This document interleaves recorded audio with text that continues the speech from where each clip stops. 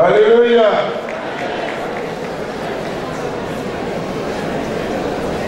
Je vous invite à prendre vos Bibles.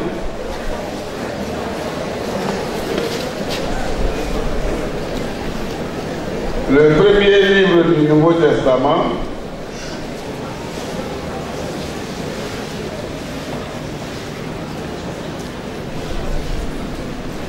Le premier livre du Nouveau Testament.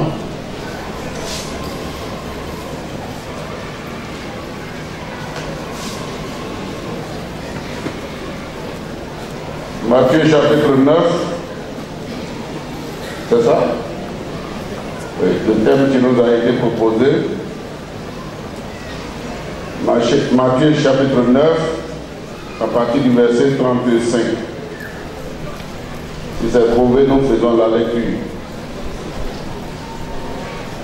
Jésus parcourait toutes les villes et les villages, enseignant dans les synagogues, prêchant la bonne nouvelle du royaume et guérissant toutes les maladies et toutes les infirmités. Voyant la foule, il fut ému de compassion pour elle, parce qu'elle était languissante et abattue, comme des brebis qui n'ont point de berger.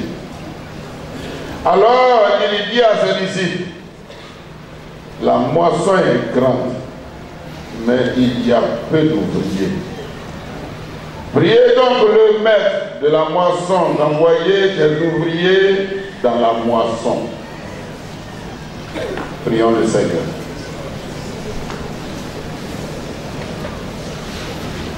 Nous te bénissons, Seigneur, pour la grâce que tu nous accordes d'être là avec toi. Merci, Seigneur, de ce que tu nous as sauvés. Merci de ce que tu nous as sauvés en nous donnant du travail. Merci de ce que tu nous as sauvés en nous associant comme ouvriers dans le champ de Dieu. Nous te bénissons pour cela. Que toute la louange, que toute la gloire, que l'honneur te revienne au nom de Jésus-Christ. Amen. Faut dire Amen.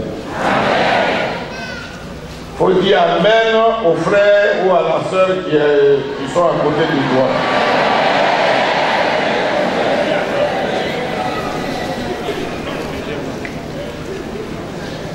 Aujourd'hui, c'est la journée nationale de l'évangélisation.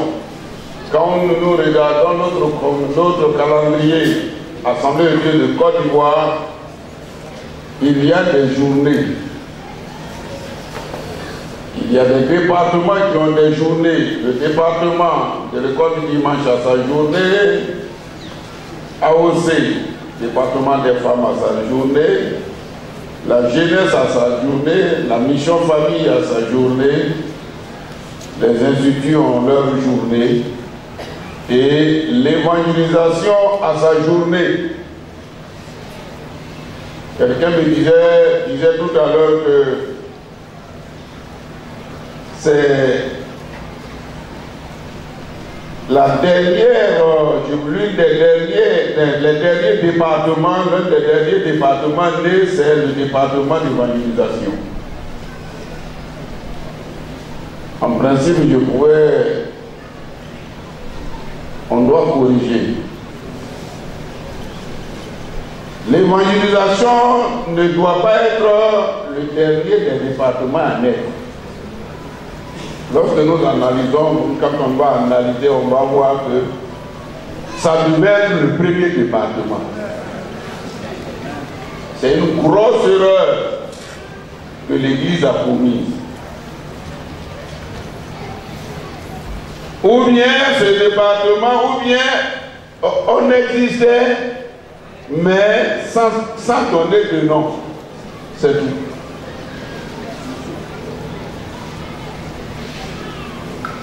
Le conseil que nous avons lu, c'est le Seigneur lui-même qui parlait. Jésus, dans son ministère, il parcourait les villes et les villages. Parce qu'il est venu pour annoncer la bonne nouvelle. La mission de Jésus-Christ en venant sur la terre, c'est de venir communiquer la bonne nouvelle. Évangéliser, c'est apporter la bonne nouvelle. Évangéliser, c'est prêcher la bonne nouvelle. Quand on parle de bonne nouvelle, ce n'est pas n'importe quelle bonne nouvelle. Ce n'est pas le fait que, oui, ma fille a accouché. C'est une bonne nouvelle. Ce n'est pas le fait que, oui, j'ai une fiancée. Ça, c'est une bonne nouvelle. Parce qu'il y a d'autres, quand ils ont leur fiancée, ils appellent leur tonton, leur tante, leur soeur en Christ, quelque part. Allô, le Seigneur m'a apporté la grâce, annoncer une bonne nouvelle. Le Seigneur m'a fait la grâce. Il y a un frère maintenant qui est venu me voir. Le frère il est très gentil. Il dit il m'aime beaucoup. Ça c'est une bonne nouvelle. Oui, j'ai eu mon visa. Je dois aller en Europe. C'est une bonne nouvelle. Ma femme et moi ne faisons pas d'enfant. Elle est en grossesse. C'est une bonne nouvelle.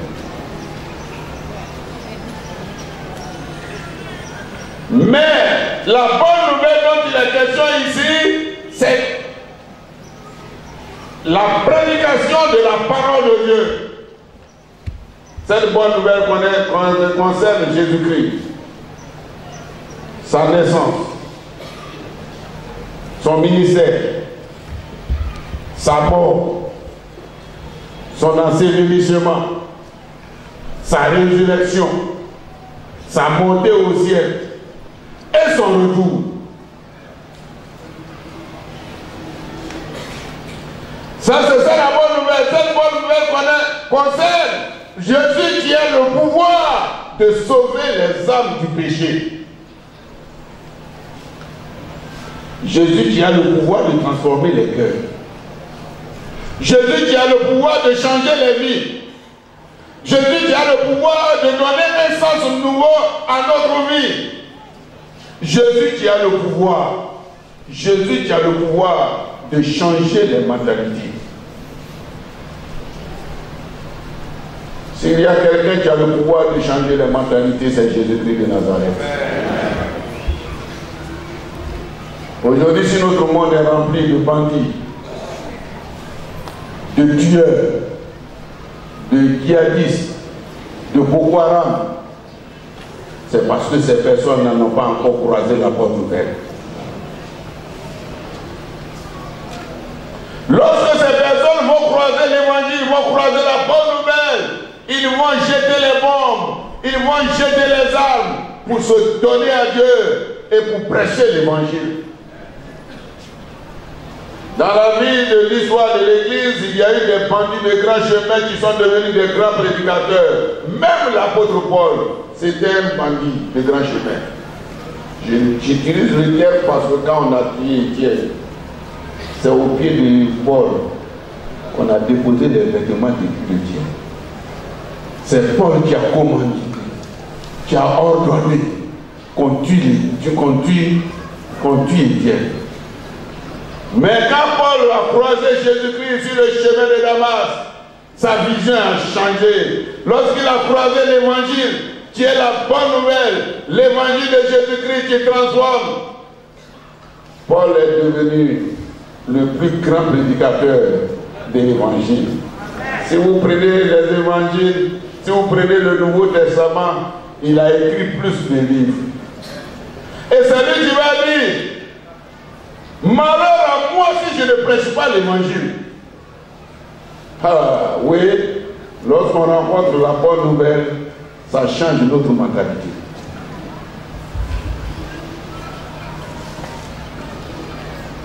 La moisson est grande, il y a peu d'ouvriers. Cette bonne nouvelle concerne le royaume. Où est le champ de Dieu? Le champ de Dieu, c'est le monde. Dieu ne nous a pas sauvés pour que nous nous mettons dans un vase clos, dans un village clos, où on ne sort pas.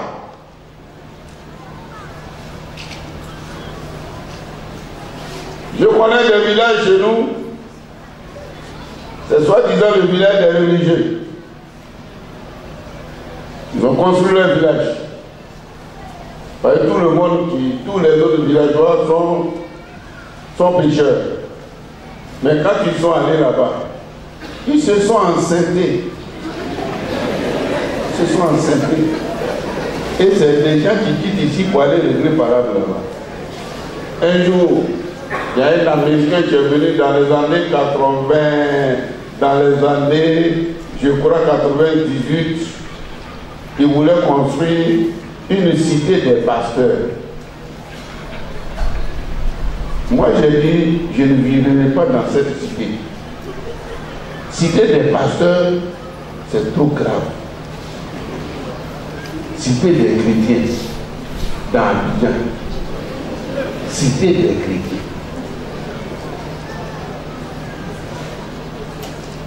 Tous les jours que Dieu fait, on va revenir par là.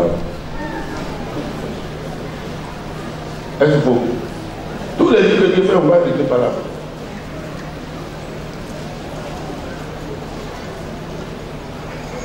Vous voyez, quand je passais, la femme du frère, quand elle a vu mon habit là, elle est jalouse. Depuis que mon mari a été nommé, voilà, elle est contre moi. Cité des chrétiens. Je dis que je ne vivrai pas dans cette cité. Il faut qu'on se mélange dans les gens du monde pour leur apporter la bonne nouvelle. Vous n'avez pas dit Amen? Vous n'avez pas dit Amen? En Israël, il y a des païens. Je suis allé en Israël, il y a des PD en Israël. Oui, ils ont fait marche en Israël, à Jérusalem, la ville sainte là. Il y a des PD là-bas. Il y a des homosexuels.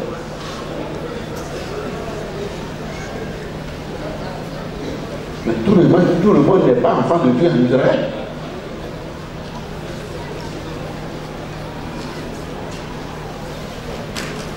Donc, la moisson est grande. Il y a peu d'ouvriers. Notre champ, le champ de Dieu, dans lequel il faut travailler, le champ de Dieu, dans lequel Dieu nous envoie de travailler, c'est le monde. Yopougon n'est pas encore gagné. Si on compte les évangéliques, les églises évangéliques, à Yopougon, il y a combien d'églises? J'ai dit, même notre temple là, c'est petit. Vous voyez, les gens pensent que, comme on est nombreux, il n'y a plus de place. Moi, je vous ai dit, toute la cour là, il faut qu'on occupe toute la cour. Vous n'avez pas dit Amen? Vous n'avez pas dit Amen? Oui, c'est vrai. Je suis allé hier à la basilique. C'est un temple de 20 000 places. La basilique, 20 000 places, j'ai visité. 20 000 places.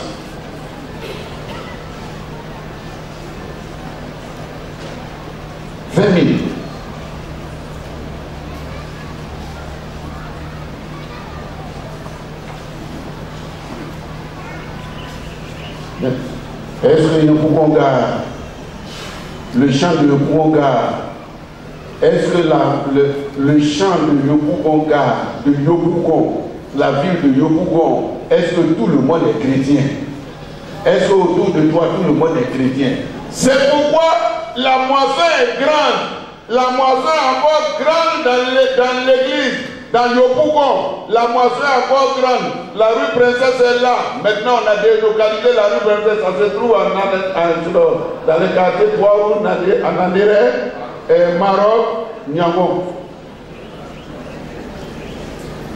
Si vous ne les voyez plus ici, là, c'est pas qu'ils sont convertis et puis, comme ils sont convertis, la rue est haut, maintenant tout le monde est converti maintenant.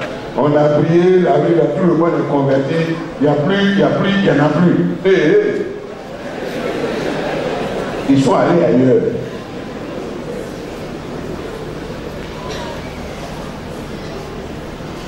Alors, la moisson est grande, il y a peu d'ouvriers. C'est pourquoi vous et moi, Vous et moi, Dieu veut que nous soyons des ouvriers dans cette moisson. Il faut dire à ton voisin, il faut être ouvrier dans cette moisson. Si c'est femme, il faut être ouvrier.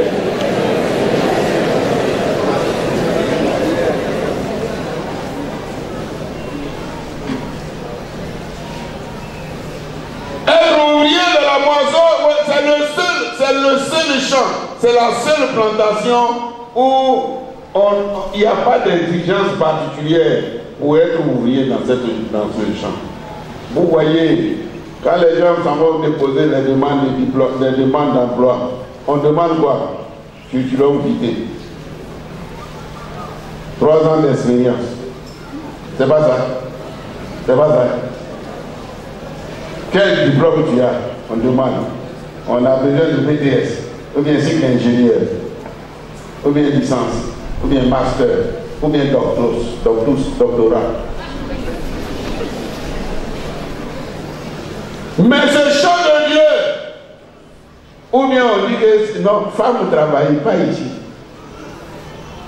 ou bien ce n'est pas un métier de garçon. Mais le champ de Dieu dans lequel on doit travailler, tout le monde est pris. Alléluia.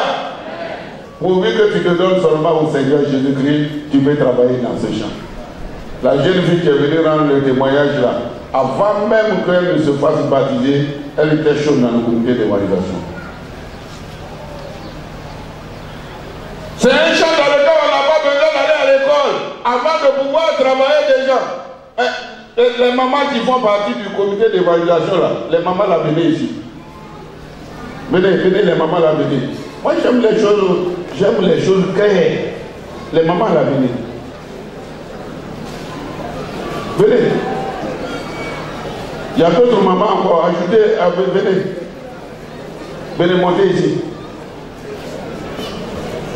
Bon, venez. Venez, tout doucement. Accompagnez-les.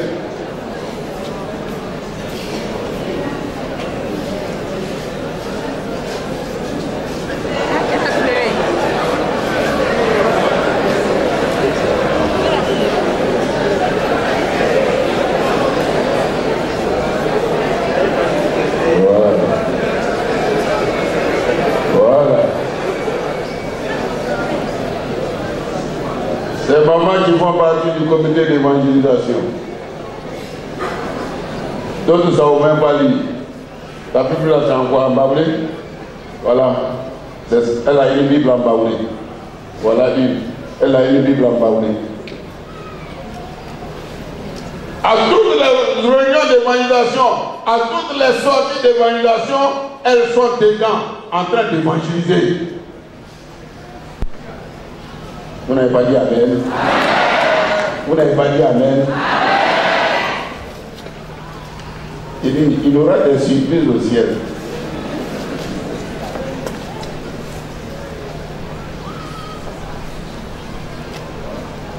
C'est le seul métier au monde, c'est le seul service, le seul champ où on n'a pas besoin. Si tu sais parler français ou tu rentres dedans, Dieu va t'aider à évangéliser. On n'a pas besoin d'aller faire la théologie. Les gros mots. Est-ce que les anges sont garçons ou bien femmes? C'est pas ça notre évangélisation. Ça, c'est pas bonne nouvelle. Moi, je dis, il y a des débats inutiles. Il y a des gens qui sont venus à mon bureau et disent, oui, pasteur, je veux savoir c'est quelle pomme maintenant ils vont manger. Ça va t'envoyer où? Je dis, ça va t'envoyer où? C'est quelle pomme? On t'a dit fruit. C'est un fruit. C'est le fruit de l'arbre défendu. Un fruit. À la place de fruit, bon, vous descendez. Merci. Les mamans, merci. Que Dieu vous bénisse. Acclamons-les. À la place de fruits, on peut mettre mangue, pollo, papaye, avocat, goyave, ananas. Il y a quoi encore? Citron, ça peut être citron. Mandarine, orange, pamplemousse, concombre, corossol. Tout ce qui est fruit, vous mettez à la place. Alors, dans ça là, c'est à cause de ça là, tu vas te déplacer chez toi à la maison. Vous venez me déranger dans mon bureau. Et quand je lui ai dit que moi je ne connais pas, il pense que Dieu, pourquoi il ne connaît pas? Je mets seulement fruits. Les blancs là, et ils ont mis pomme. Qui a dit qu'il y a des blancs? Il n'y a rien qui prouve qu'ils sont blancs. Le corps, le teint d'Adam et Ève, c'est quoi? Est-ce qu'ils sont blancs? Est-ce qu'ils sont noirs? Est-ce qu'ils sont jaunes? Est-ce qu'ils sont verts? Il y a un point d'interrogation que je mets devant. Je ne peux pas discuter sur ça. Mais je sais que Adam et Ève, qu'ils soient blancs, qu'ils soient jaunes, qu'ils soient verts, ils ont péché. Le blanc pêche. Le blanc vole. Le blanc commet adultère. Il y a des gens qui ont dit que je ne peux plus marier noir parce que noir est infidèle. Blanc commet adultère. Blanc fait parable. Qui a fabriqué les armes que nous sommes en train de nous tuer là? C'est qui? Quel blanc, quel noir qui connaît fabriquer pomme? Quelqu'un qui fabrique pomme, ça veut dire que c'est un parabole. Si tu le tapes, il va te taper aussi. C'est pourquoi il prend ses dispositions. Blanc fait palabre. Blanc triche. Triche. Tous les voleurs de la FIFA, ce n'est pas des noirs.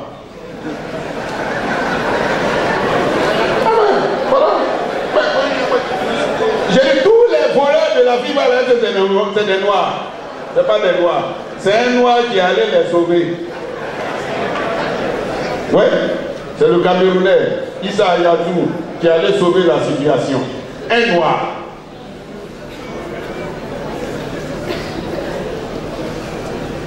Tous les milliards, comment on dit tous nos milliards, c'est les blancs qui connaissent ça. C'est les blancs qui connaissent. C'est les blancs qui connaissent. Alors, je sais que le monde entier, celui qui a été créé, qu'il soit noir, qu'il soit blanc, qu'il soit jaune, qu'il soit vert, il est pécheur. Je suis allé en Europe, j'ai dit à vos frères qui sont en Europe, ne pensez pas que quand vous êtes venus ici, là, vous n'avez pas que vous êtes au milieu des saints et que vous n'allez pas leur rendre témoignage. Il faut leur parler de Jésus. Qu'ils sont voleurs ici. Parce qu'on venait de voler le poste radio de mon tuteur à la veille de ma prédication. Mon tuteur, c'est un noir. On a arraché son poste de sa voiture. Comme si on était à Djamé. Et ça, c'est à Paris.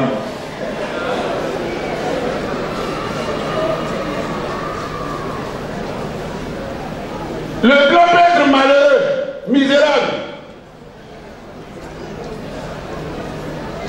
J'ai payé transport d'un blanc en Europe. C'est moi qui ai payé un noir. Oui, j'ai payé son transport. 10 €, ça fait 6500. On l'a descendu. Moi, j'ai payé son transport. Il y a des pauvres en Europe. Quand un blanc est pauvre, même 5 francs, il n'y en a pas beaucoup.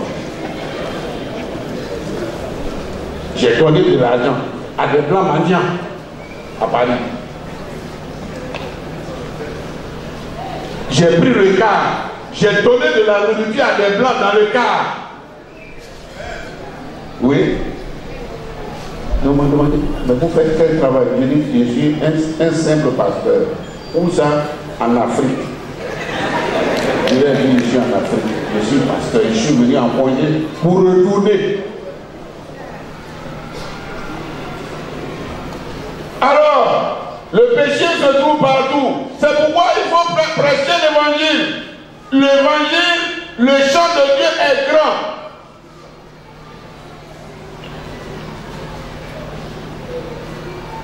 Pourquoi est-ce que Dieu nous demande de prêcher l'évangile?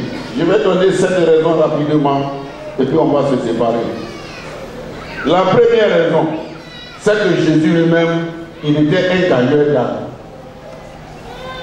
Jésus lui-même était un gagneur d'âme. Voilà, il est écrit dans 1 Timothée chapitre 1, verset 15.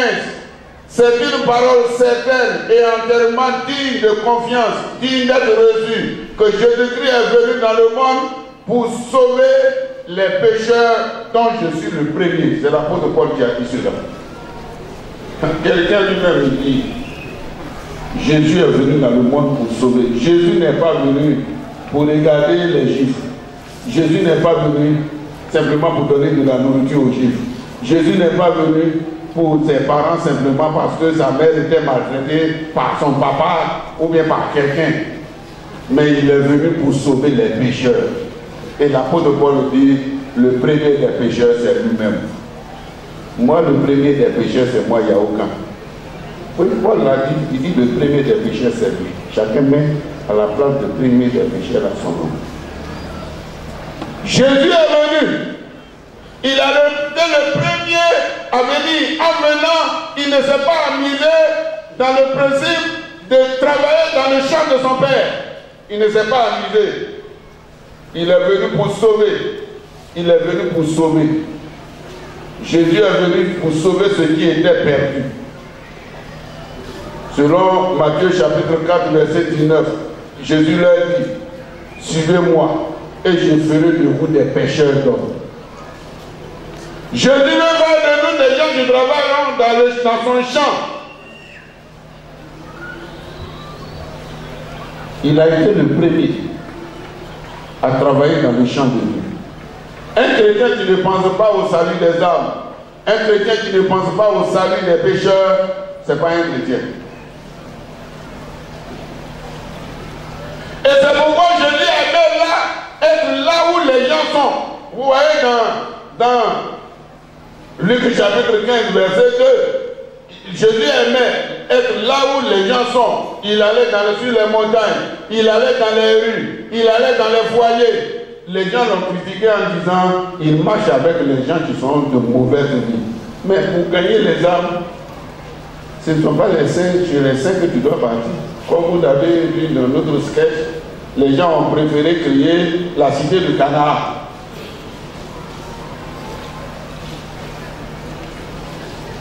Là où tu te trouves, s'il y a des pécheurs, là où tu te trouves, s'il y a des voleurs, Jésus veut que tu sois là pour que tu puisses gagner les âmes qui sont là pour lui.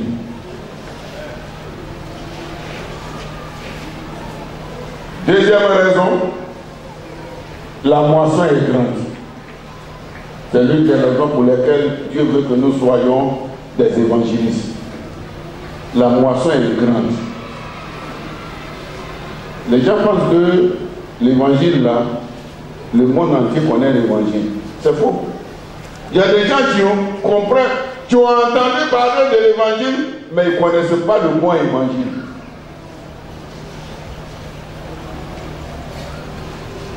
Le texte de base que nous avons vu, il est dit la moisson est grande, il y a peu d'ouvriers. C'est l'une des raisons principales pour laquelle on doit aller travailler dans le champ. La moisson est grande. Il y a des âmes au nord qui ne sont pas gagnées. Il y a des âmes maïkoués ici qui ne sont pas gagnées.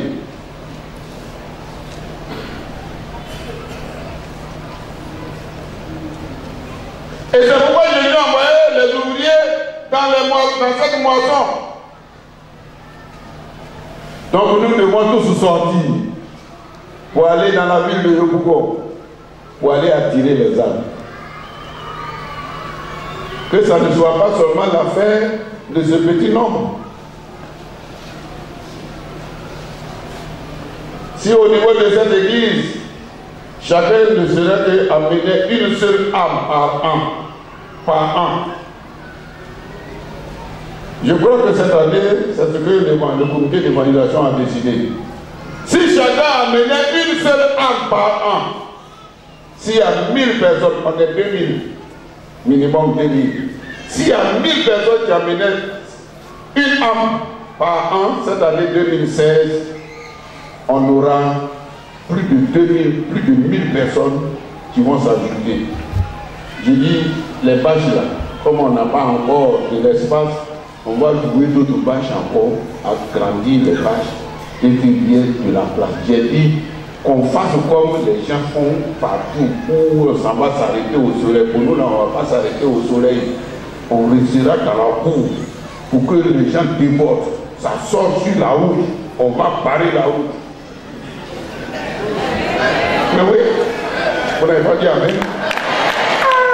Mais s'il y a du monde, si du coup il y a 5000 qui arrivent, il n'y a pas de place, on va parer la route. Et la femme qui est de l'autre côté là-bas, même l'autoroute de voie est parée. On peut dire, on va pas. Pourquoi il y a du monde? Est-ce que c'est sa faute?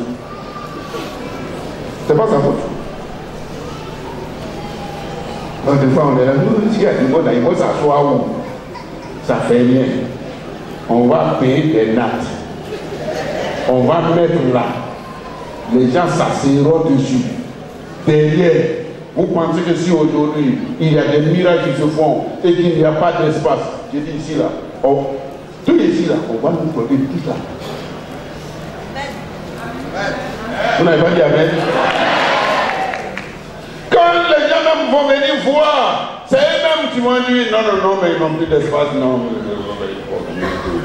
on va aménager ici là. C'est pourquoi cette année, il faut venir avec une âme. Il faut dire à ton voisin, il faut venir avec une âme. Cette année, on n'a pas dit deux. Je n'ai pas dit deux. Deux là, c'est trop lourd. Je n'ai pas dit deux. Une âme. Une seulement. Une. Faut le dire, il faut venir avec une âme. Tu ne peux pas le dire. Faut lui dire, il faut venir avec une âme.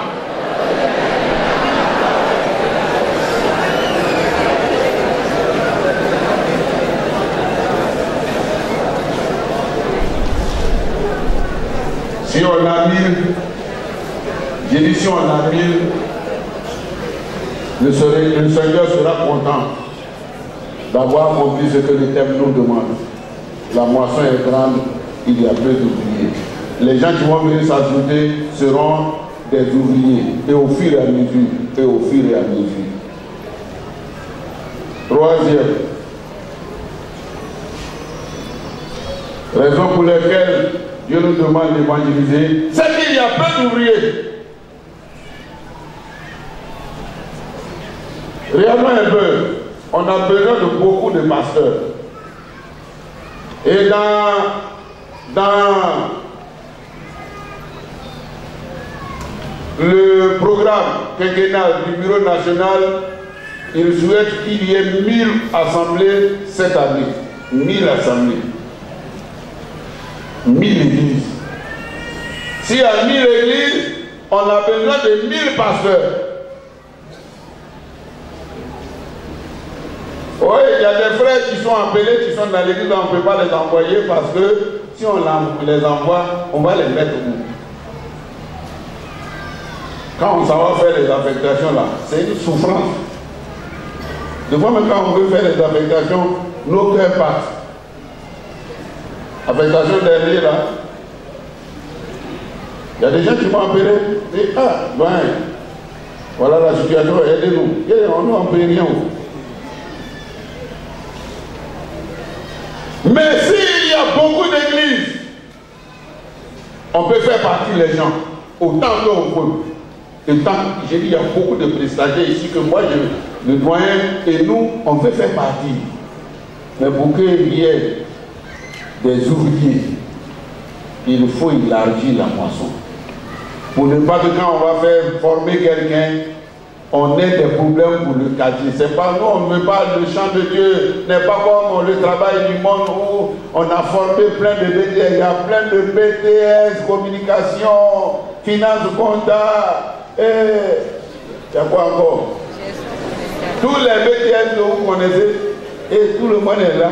Et voilà, j'ai mon BTS, 3 ans, avec permis en cours. Parce que quand ils n'ont pas le permis, dans leur CV, ils mettent permis en cours. Nous, on ne veut pas former des gens pour les mettre sur les carreaux. On veut les former pour leur donner du travail. C'est pourquoi il faut grandir l'église. 4 pasteurs au niveau de l'église de Bogoga, c'est peu. On a qu'à y garder. On va faire venir d'autres encore.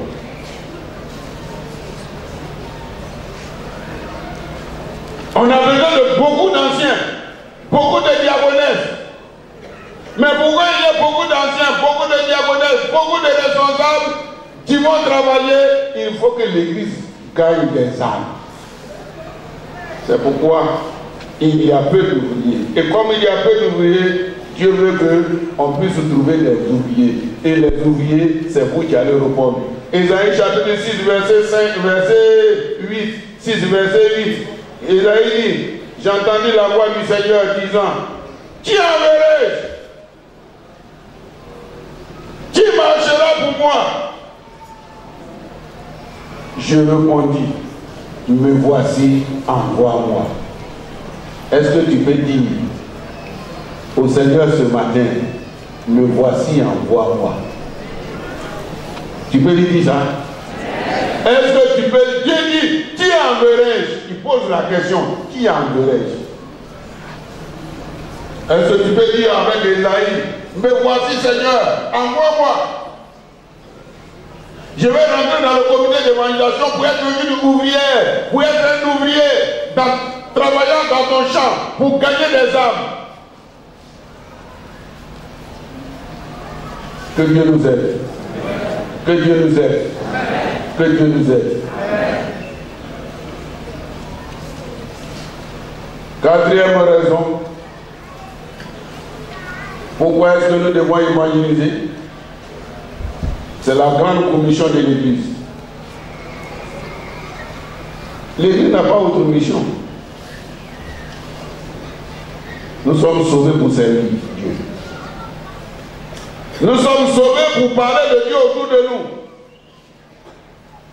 C'est pourquoi Jésus, quand il sauve quelqu'un, il dit, va, raconte tout ce que j'ai fait pour toi. Va lui dire. Va dire. Le salut que nous avons reçu, on ne doit pas le conserver pour nous-mêmes. Si Dieu t'a béni, si Dieu t'a sauvé, si Dieu a transformé ta vie, tu ne dois pas garder cela pour toi. Tu dois l'expliquer aux autres. Quand tu vas au travail, ceux qui sont autour de toi, tu leur dis quoi? Tu leur dis quoi?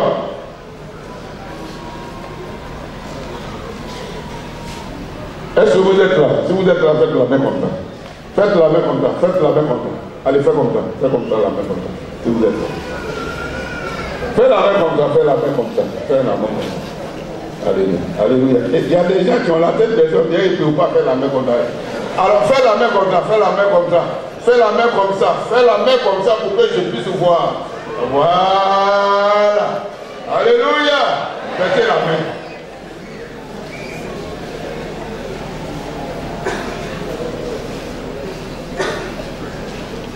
Quand tu vas au travail, qu'est-ce que tu dis autour de toi? C'est pour critiquer le patron? C'est pour critiquer ton mari? C'est pour critiquer ta femme? C'est pour parler mal de tes enfants?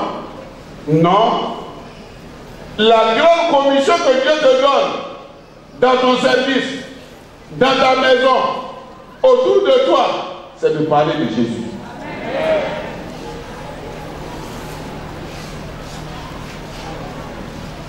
La grande commission. Chaque chrétien est responsable. Chaque chrétien est responsable. Personne ne peut dire qu'il n'a pas reçu de Dieu quelque chose. Ce que tu as reçu de Dieu là, dis-le en des termes simples. On n'a pas besoin d'aller faire une formation théologique pour venir parler que Jésus sauve. Vous voyez, je dis évangéliser, c'est le seul ministère où il n'y a pas de discrimination.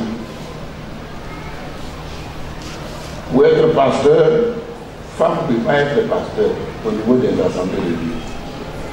C'est pas vrai? Est-ce que c'est pas vrai? C'est pas vrai? Mais femme peut rendre témoignage de Jésus-Christ. C'est le seul ministère. Même si tu es mis sous discipline, tu peux continuer. Même on n'a qu'à arracher ta carte de membre. Tu ne prends plus la Sainte Seine. Si tu vois quelqu'un qui te dire que Jésus t'aime, il va te sauver. On ne va pas t'envoyer en prison pour ça. Le pasteur ne va pas dire pourquoi je t'ai mis sous discipline. Et puis toi tu viens parler de Jésus. Voilà. Il y a des gens qui, même malgré l'état dans lequel ils sont allés, ils ont prêché l'évangile. Dieu les a sauvés. Dieu a sauvé des âmes. Je pourrais dire que c'est le seul ministère où il n'y a pas de discrimination. C'est le seul ministère où femmes, garçons peuvent faire. C'est le seul ministère où on n'a même pas besoin d'une qualification théologique. C'est pourquoi les apôtres, quand la Pierre a commencé à prêcher l'évangile, les gens ont dit, mais d'où lui vient cette connaissance? C'est des gens du peuple ici. Pour évangéliser, on n'a pas besoin d'avoir une licence en théologie. On n'a pas besoin d'avoir un doctorat. On n'a pas besoin d'aller dans une faculté de théologie. On n'a pas besoin d'aller à l'Institut pastoral et théologie de Kadadu, de Tumodi et de Dalois. Si tu es sauvé, ce que Jésus t'a fait pour toi là, il faut le dire. Il faut le dire. La maman qui est là, elle a fait venir plein d'âmes à la conversion. La maman Boulogne. C'est mini aussi. Mais elle envoie les âmes à la conversion. Elle rend témoignage. Je vous dis cela pour que nous puissions savoir que c'est une grande commission que Dieu nous a donnée. C'est une grande commission. Et la cinquième raison, l'avant-dernière raison, bien, la cinquième raison, c'est que c'est la seule prophétie qui n'est pas encore accomplie par Jésus. Évangéliser le monde entier. Il est dit que tant que le monde entier n'est pas évangélisé, Jésus ne viendra pas. Oui. Si Jésus tarde à venir, ce n'est pas parce qu'il ne veut pas venir. Il y a d'autres qui ne souhaitent pas qu'ils viennent parce qu'ils ne se sont pas encore mariés. Ça, c'est un autre cas. Oui, il y a déjà Jésus attend d'abord. C'est qui est dans le mariage là. Il faut que je gagne un peu d'abord avant que tu ne viennes. C'est ceux-là même qui. Bon, pour vous là, bon, Dieu ne tient pas compte. Dieu ne tient pas compte. Même peut-être même que lorsque on est en train de t'accompagner à la mairie, Jésus va bénir. Allez, ta robe de mariage va tomber ici. Toi, tu es parti. Tu n'es pas dit, c'est fini. Ouais, ta robe de mariage là, ça va tomber ici. Bien, Mercedes, limousine dedans dans lequel tu es là, quand ça va faire bien, c'est fini, tu es parti. Et puis, tout ça là, c'est resté ici.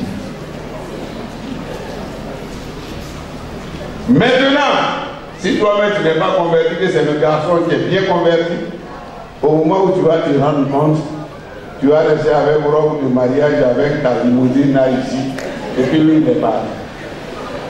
Il a dit, deux seront couchés dans le même lit, un sera enlevé et l'autre redressé.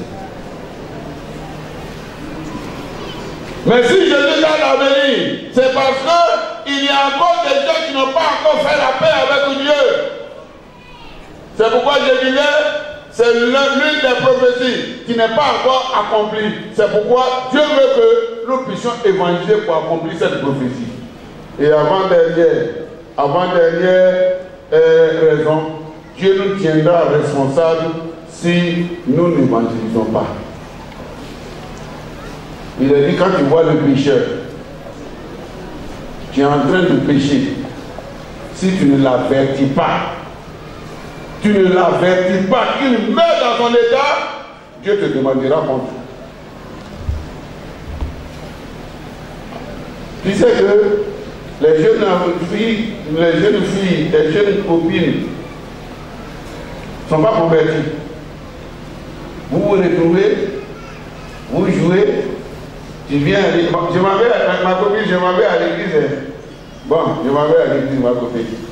Bon, vous m'attendez ici, je reviens. Tu es parti. Ils t'attendent. Si tu viens qu'elle est morte, Dieu va te demander son sang. Tu n'as rien fait pour son salut.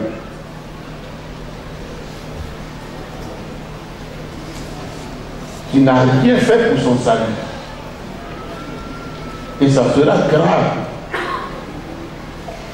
Quand tu vas te retrouver au ciel là-bas, lui étant en enfer, et puis toi tu es ici, dans la félicité. Et puis lui il est là-bas. Bien sûr tu es sauvé, hein? Mais étant là-bas, il va faire toi, toi, toi, toi, toi, toi, toi. Comme il ne peut rien dire, il va faire comme ça. Toi. C'est pas vrai, hein, toi? Tu es sauvé.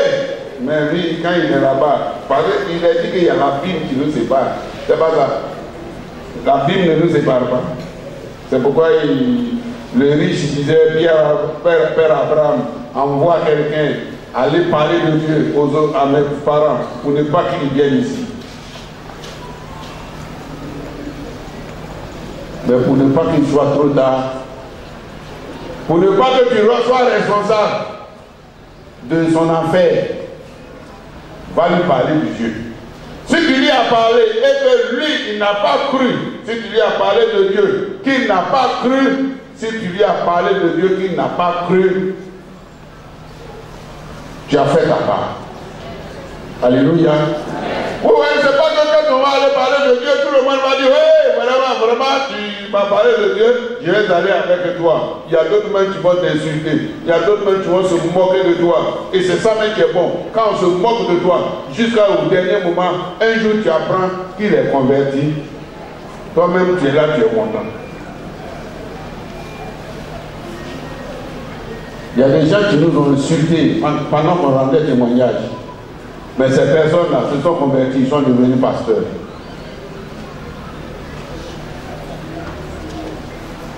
Chers frères et sœurs, que Dieu nous aide. La moisson est grande, il y a peu d'ouvriers. Dieu veut que chacun d'entre nous, d'une manière personnelle, soit ouvrier dans le champ de Dieu. Comment être ouvrier dans le champ de Dieu? En allant évangéliser. Comment être ouvrier dans le champ de Dieu? En donnant des moyens.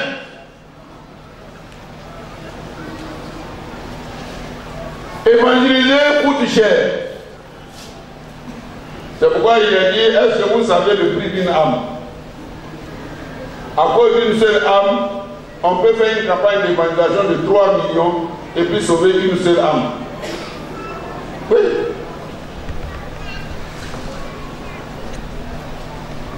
À cause d'une seule âme, de quoi tu fais une prédication jusqu'à tu ne dors pas. Tu arrives quand tu lances l'appel, il y a une seule personne vraiment qui dit, je vais me donner à Dieu. Et de voir nous les prédicateurs humainement parlant, de voir quand on voit ça, notre cœur n'est pas tranquille. On est découragé.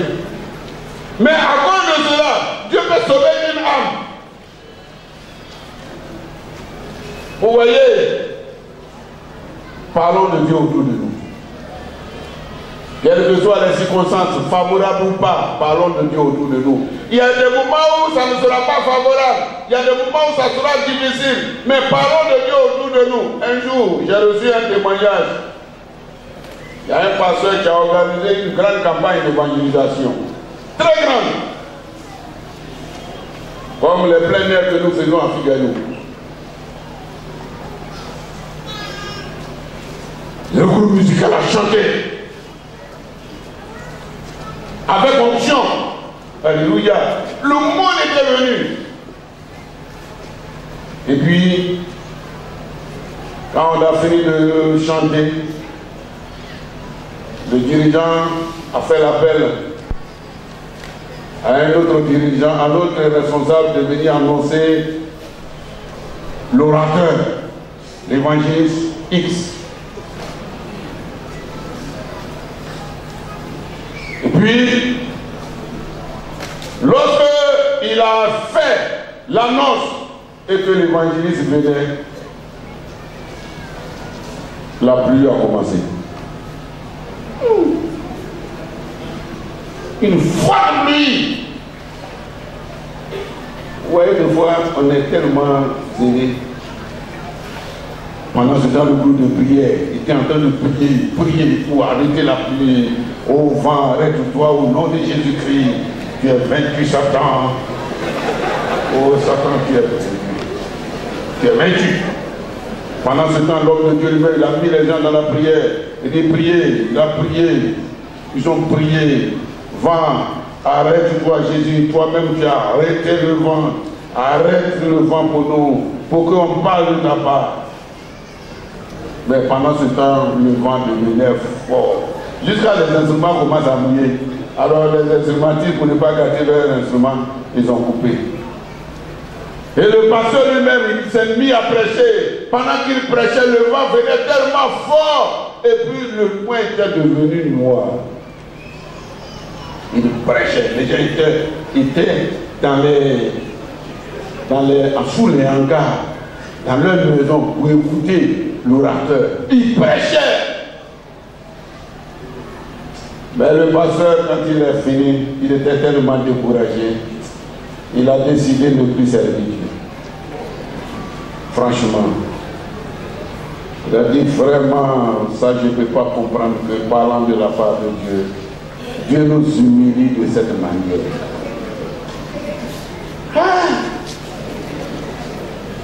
On a organisé, on a pris des moments de gêne et puis on a fait. Toi-même, tu nous as demandé de venir évangéliser. Tu nous as parlé clairement. On a évangélisé. Et puis tu permets, la pluie vient où on est. Il était en costume, trempé. Bible tout mouillé. Et il était tellement découragé, s'est retiré du service de Dieu. Et un jour, il était dans un maquis, il mangeait, il buvait. Il y a un monsieur qui est venu. Il dit, ah frère, pasteur, c'est toi? Il dit, tu me connais? Il dit, non, non. Mais le jour où tu évangélisais là, sous la pluie là, c'est à ton évangélisation là que je me suis donné au Seigneur, je suis pasteur actuellement.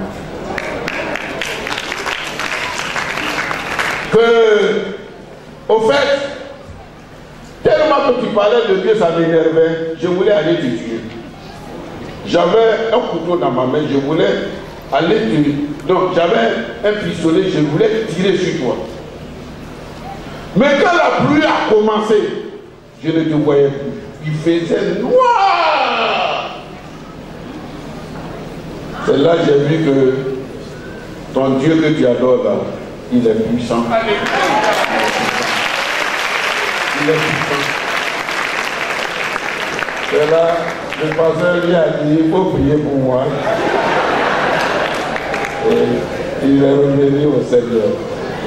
Il est revenu au Seigneur. Je prends ce témoignage pour dire, il y a des moments où les occasions ne sont pas favorables. Et aucune évangélisation n'est faite par des occasions favorables. Il y a des moments où on va aller se moquer de toi. Quand tu vas partir, la fille, on va te dire, ah, tu as une belle femme comme ça, c'est coloris comme ça que tu fais. Surtout vous les jeunes filles là. Tu as une belle femme comme ça, c'est coloris comme ça. Ça décourage. Mais ce que Dieu te demande, c'est de travailler dans son champ. Moi, un jour, j'ai rendu un témoignage. Il y a un monsieur, j'ai croisé un monsieur qui avait un supermarché. Je suis allé lui rendre témoignage quand je lui ai dit, monsieur, Jésus vous aime. Il m'a regardé comme ça de la tête jusqu'aux pieds. J'étais avec tapette. Il dit, regardez-moi un pauvre comme ça là. Où est ton Jésus là? Et puis il m'a regardé et dit, moi j'ai l'argent moi. Que si je meurs, ma femme va prendre mon argent. Il va aller donner au curé. Il va vous prier pour moi. Et puis j'ai le chef. Il a fait sortir le billet de 10 000 francs. En sortant le billet rouge là. Il a mamoté contre le groupe, il a fait comme ça.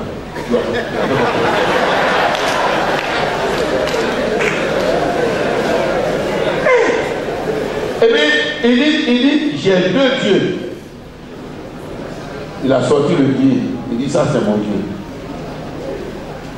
Et puis, quand je parlais, pendant qu'il parlait, sa femme venait dire, voilà notre Dieu qui arrive là.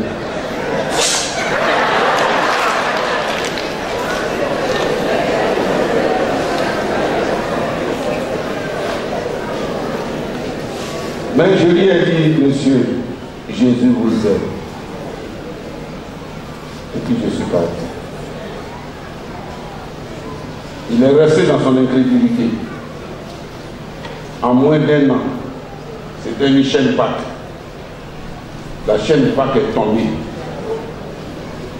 Sa femme est devenue prostituée dans la ville. On ne joue pas avec Dieu. Si aujourd'hui je le croise, il va s'abaisser pour me saluer. Je n'étais pas encore pasteur. Je faisais des évangélisations porte à porte. C'est pour vous dire que quand vous allez partir évangéliser, il n'y aura pas là, vous n'aurez pas la tâche facile. Il y a des choses qui vont vous décourager. Il y a des gens qui vont vous décourager. Il y a des tentations terribles. Mais c'est dans ça là que Dieu veut que tu ailles travailler dans les champs. Nous allons nous laisser là. Travail, ton travail, il faut miser, il faut donner de l'argent pour l'évangélisation. L'église a besoin de donner de l'argent pour l'évangélisation. On en a besoin. Actuellement, les traités ne sont plus cadeaux. La littérature chrétienne, avant, on donnait les traités cadeaux. Moi, je me rappelle bien, au moment où moi j'évangélisais, il y a quelqu'un qui recommandait les traités et la personne a rétrogradé et on m'a appelé de la poste. Comme j'avais tellement évangélisé, ils ont dit, bon, il y a des traités qui arrivent là, des papiers d'église là. Nous, on va faire sortir ça pour te donner et puis tu vas aller évangéliser. Il dit, donnez-moi. Chaque fois, on m'envoie des lots. C'est pas mon nom, hein, mais on envoie au nom du monsieur et les receveurs là me donnaient et puis j'allais évangéliser avec. Parce qu'ils ne savent pas où ils vont mettre. Mais les traités de maintenant, c'est payant. Pour aller rendre visite à certaines âmes, il faut payer. De quoi tu peux quitter ici, aller à Cocody, une âme peut t'appeler. Mais ce n'est pas à pied que tu vas partir, même si tu es zélé comment. Mais ici, la deuxième ville, quand même, oh, Aya, Adjamou, Naoulé. Il faut te déplacer avec les moyens. On a besoin des moyens. Si toi tu ne peux pas évangéliser, donne les moyens aux autres, on va le faire pour toi. Que Dieu nous bénisse. Que Dieu nous bénisse. Les besoins, il y a des besoins qui se font sentir. Il y a un besoin d'ordinateur, un projecteur pour les films. Vous voyez, tout ce que nous faisons comme projecteur pour les films ici se loue. Ça coûte 510 000 francs seulement, c'est pas. Si quelqu'un a payé ça, au lieu de louer, prendre l'argent, jeter par la fenêtre, chaque évangélisation, on aura. On a besoin d'un ordinateur, 260 000 francs. On a besoin d'un lecteur CD, 25 000. On a besoin d'un amplificateur, 250 000. On a besoin d'un microphone, 90 000. Câble de sonorisation, 25 000. Un film, des films à 5 000 francs. Des guirlandes avec une lampe électrique, 30 000. Générateur électrique, 150 000. Rallonge, 20 000 francs. Multiplie 20 000. Voici les besoins. J'ai besoin de quelqu'un qui va prendre un pour dire je fais ça pour ça. Si toi tu ne fais pas partie, fais le coup. Dieu va te bénir. Et quand tu vas le donner, ça va servir à l'église, ça va servir à l'évangélisation. Ce que tu vas donner, ça va servir. Quand on parle de projecteur, il ne faut pas aller prendre une petite télévision, venir donner, et puis tu dis qu'il faut aller évangéliser avec. Ça ne va pas servir. Que Dieu nous aide. Que Dieu nous aide.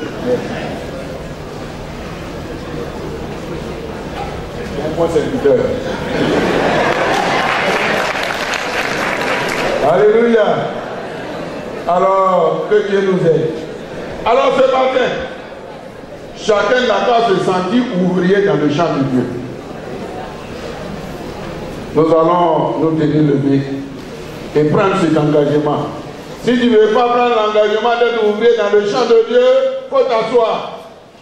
Si tu ne veux pas prendre l'engagement de soutenir l'évangélisation, il faut t'asseoir. Si tu ne veux pas prier pour l'évangélisation, il faut t'asseoir. Si tu ne veux rien donner comme argent, il faut t'asseoir.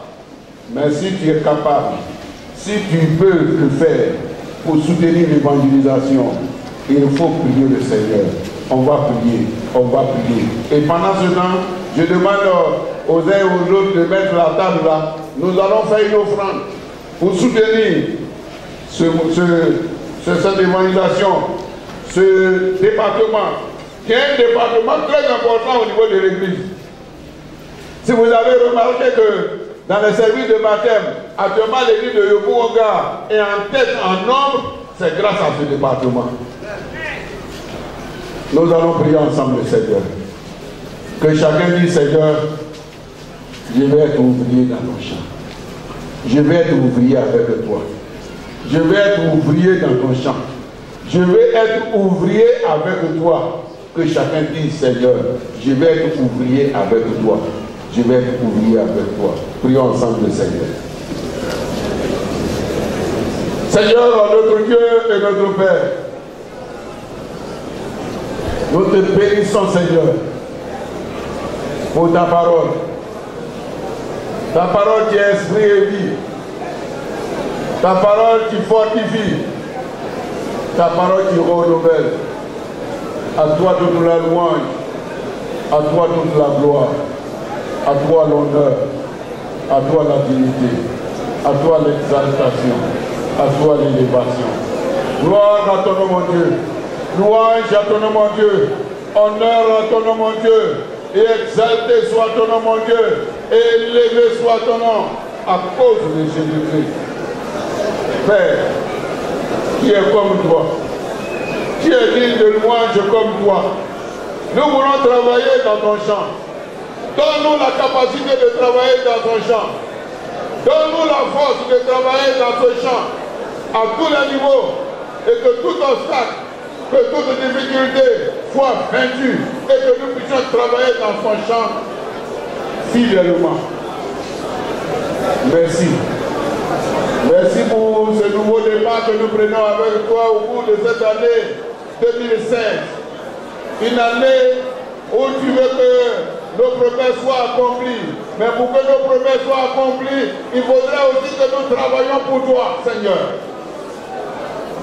Donne la force de travailler pour toi. Donne la force à tes enfants de travailler pour toi. À tes fils, à tes filles de travailler dans ton champ, mon Dieu. Tu ne veux pas que nous soyons des serviteurs paresseux. Merci, parce que tu peux le faire. Au nom de Jésus-Christ. Je vais demander au pasteur Babi de venir prier le Seigneur pour nous, pour la famille.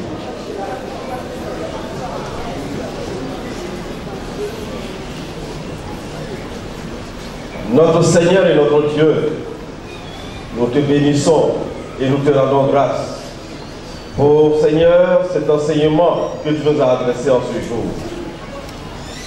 L'évangélisation, tu le portes dans ton cœur et tu veux que, Seigneur, tout ce que tu as racheté par ton sang puisse s'engager dans l'évangélisation. C'est pourquoi, ô Dieu, en cette journée, Nous te prions, Seigneur notre Dieu, de pouvoir répandre encore ta grâce sur ton peuple et de donner la force aux uns et aux autres de se lever et de parler, Seigneur notre Dieu, de ta part, d'annoncer le salut que tu as donné à l'humanité, d'annoncer Jésus-Christ de Nazareth en tout lieu, ô notre Dieu, et à toute personne. Permets que, Seigneur, nous soyons une armée soudée pour aller à la conquête des âmes perdues, pour que, Seigneur, notre Dieu, ton royaume continue de grandir ici-bas. Merci, Seigneur, de bénir de façon particulière ce département qui a travaillé jusqu'à présent. Oh Dieu, ces besoins nous ont été annoncés. Et nous prions que tu permettes que des cœurs soient vivement touchés pour pouvoir répondre à ces différents besoins, afin que, Seigneur notre Dieu de gloire, ton œuvre puisse avancer et que ton peuple continue d'être béni par toi. Que tout ce qui est comme indifférence soit ôté des cœurs. Que tout ce qui est comme indifférence soit ôté des cœurs. Que l'indifférence soit ôtée des cœurs. Que ce qui nous empêche d'être sensibles à ta voix soit brisé ce matin. Et que chacun de nous soit sensible et puisse, oh Dieu de gloire, répondre à ton appel et accomplir tes besoins. À toi la gloire et à toi l'honneur. Merci Seigneur pour ton serviteur qui a été le canal par lequel tu nous as enrichis ce matin. Te prions de continuer de le bénir et de permettre, Seigneur, que le ministère que tu lui as donné se développe chaque jour. Seigneur, pour la gloire de ton Saint-Nom. Sois béni et loué. Merci Seigneur. Amen. Voilà, nous procédons à l'offrande et dans ce sens nous appelons notre